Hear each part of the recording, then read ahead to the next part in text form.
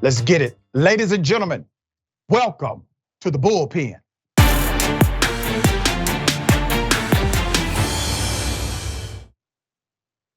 In the Bullpen today, we have the former National Party chairman of the Libertarian Party and Ballot Access News editor, Bill Redpath. Bill, how are you? Fine, thanks. How are you, Dr. Ritchie? I'm doing quite well, man. Good to have you on the program. You know, it's interesting. I actually have some libertarian associates and friends. We agree on things.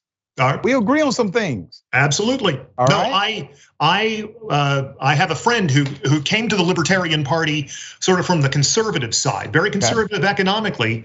And I asked him once, in fact, I predicted to someone what he would say, and I was very accurate. He said he agreed with about 35 to 40% of the Green Party platform. And that's a non-trivial percentage, particularly for somebody who really comes from a conservative background. You know, I think you will find those commonalities if you eliminate the personality in politics and just go policy by policy. I think you're right. Yeah, we have significant overlap in our belief and value structure. Let's talk about the importance or the impact of third party candidates, especially in the context of presidential elections. You know, there are two schools of thought, right? One will say, well, you know, it takes away from the major candidate who needs to win. And another group will say, well, it actually encourages more of the values dynamic we need in politics in the first place. I don't know what you believe about that, but if you would give us your ideology and I would then opine.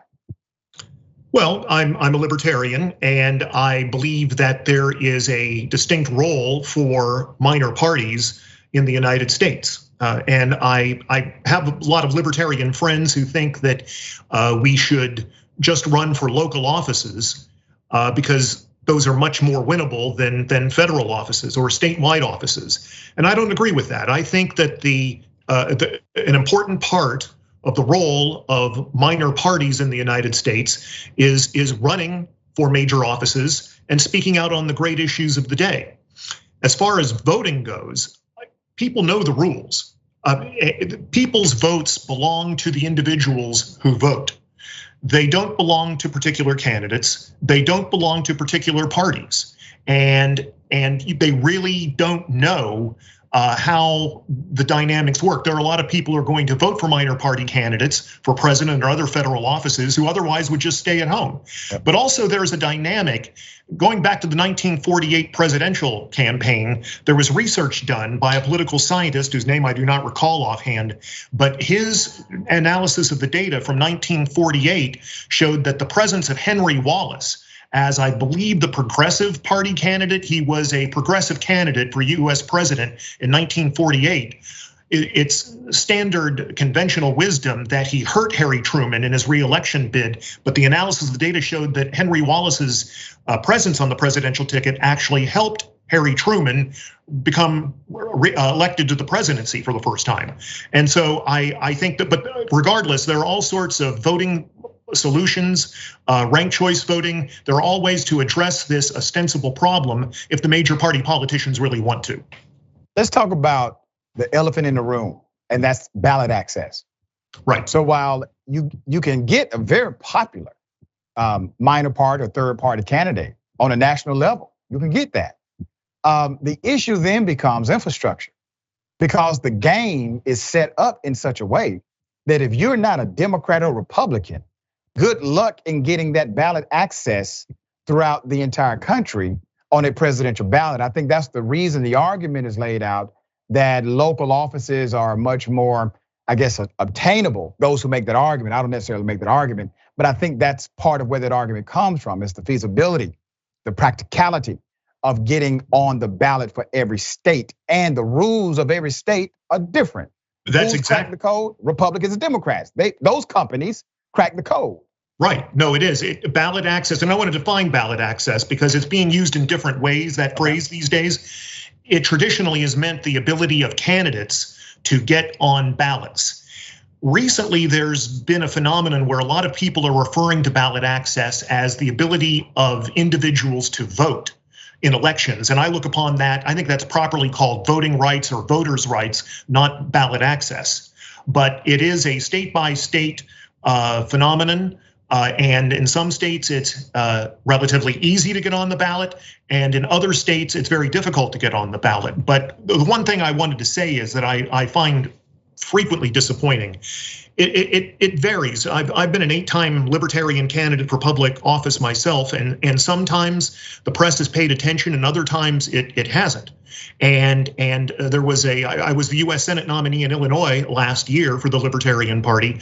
A major newspaper ran an article about the Republican candidate who was challenging the incumbent Democrat Tammy Duckworth. A long article about her, and granted the article was about her, but it didn't even mention, even in a throwaway paragraph at the end of the story, oh, by the way, there's also a Libertarian candidate on the ballot. We have too much of a focus with the press, in my opinion, on the horse race and the candidates who are supposedly competitive and supposedly have a chance at winning, and there ought to be more of an emphasis on the ideas that all of the candidates are bringing forward to the campaign. Let's talk about strategy. I saw, and you saw, the Tea Party movement. They decided not to become a party in the traditional sense.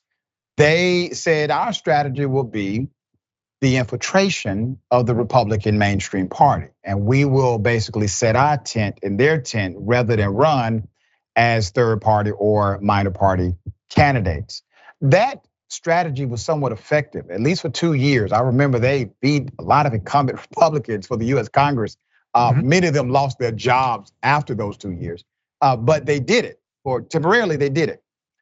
Is there any sentiment of what they did in your mind that is credible for a strategy inside of the Libertarian movement as well? Well, I think that if you're referring to the Tea Party, I would say that they agreed with libertarians on economic issues, but less so on social issues. Right. And ultimately, I remain with the Libertarian Party and don't go into the Republican Party, first of all, because of the condition of the Republican Party these days. But also, if I did that, that would indicate that I think the two-party system is okay. The two-party system is right. Well, I don't.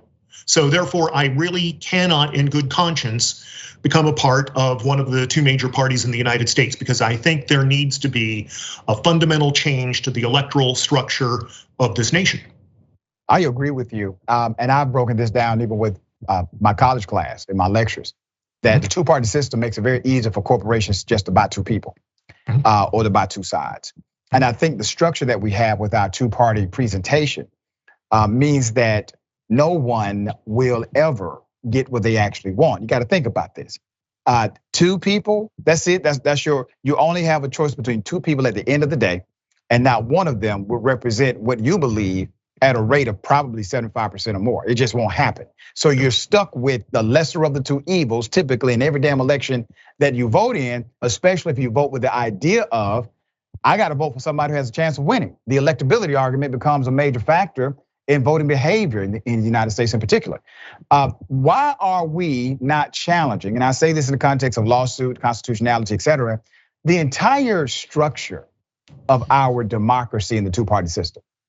Well, I think you're only going to get so far challenging it on a constitutional basis, on a legal basis. I think that even though the Constitution says nothing about two parties, but the current election apparatus, the current election structure has been tested many times in various legal cases and been found to be constitutional. I think what it's going to come down to is lobbying state legislatures to change the law. It's going to take pressure from the public, but also initiatives and referenda. I favor initiatives and referenda in various states because it gives the people the right to go around the legislature to affect changes.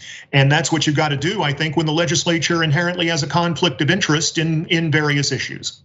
Would you disagree with a uniformed law that said this is how a minor party candidate or a third party candidate can qualify per state for a federal election rather than having it different state to state?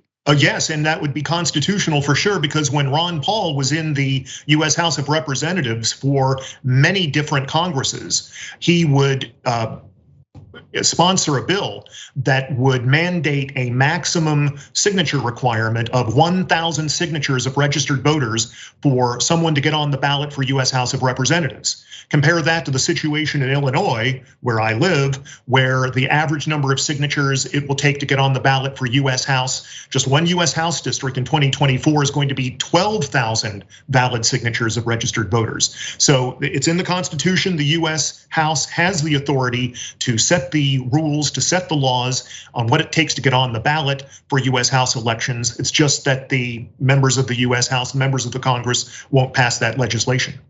Yeah, I would like to see more nuance on the left side of politics. I have a lot of progressive friends who they just have to run as a Democrat, even though they do not agree with all of the mainstream Democratic, especially corporate Democratic jargon that comes from the left. They have no choice, they feel.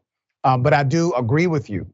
This whole two-party dynamic is such a ridiculous sham as it relates to true democracy. So on that, sir, we agree, and I'll leave it on that note, man. I appreciate you being on the show. Tell people how they can follow you and check out your work. I'm at Bill Redpath on Twitter, and Ballot Access News is a monthly newsletter. It's very inexpensive. I think it's something like $18 a year. $25 gets you a membership in the Coalition for Free and Open Elections, and the website is ballot-access.org. Thank you, Bill. Until next time. Thank you, Dr. Ritchie. I'd love to come back sometime. Thank you. Absolutely, will do.